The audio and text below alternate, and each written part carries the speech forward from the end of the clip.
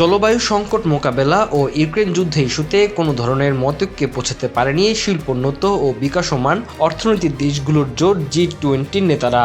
গতকাল সোমবার থেকে ব্রাজিলের রিও ডি জেনেরিও শহর থেকে শুরু হয়েছে 2 দিনের G20 শীর্ষ সম্মেলন।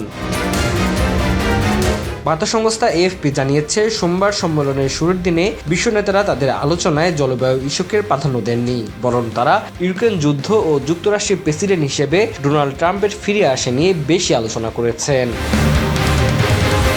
এর আগে জাতিসংঘ বিশ্বের ধনী অর্থনীতির এই দেশগুলোর নেতাদের প্রতি আজারবাইজানের থমকে যাওয়া জলবায়ু আলোচনায় গতি ফেরানোর আহ্বান জানিয়েছিল। সেই সঙ্গে বৈশ্বিক উষ্ণতাজনিত ক্ষতি মোকাবেলায় উন্নয়নশীল দেশগুলোর প্রচেষ্টায় অর্থায়ন বাড়ানোর তাগিদ দিয়েছিল জাতিসংঘ। কিন্তু এইসব বিষয়ে মতৈক্যে পৌঁছাতে পারেনি বিশ্ব নেতারা।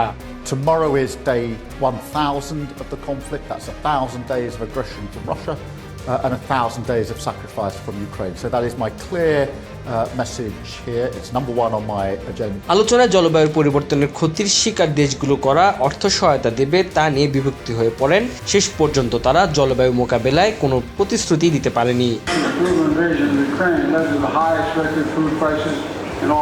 সম্মেলনের প্রথম দিনে ইউক্রেন যুদ্ধ নিয়ে আলোচনা হলেও G20 নেতারা কোনো সমঝোতায় পৌঁছাতে পারেননি। তাদের মতে ইউক্রেন যুদ্ধ আরও জোরালো হওয়ার আশঙ্কা রয়েছে। আলোচনায় দীর্ঘ সময় ধরে ডোনাল্ড ট্রাম্পের প্রেসিডেন্ট হওয়া এবং তার আমেরিকার ফার্স্ট নীতি নিয়ে আলোচনা হয়েছে।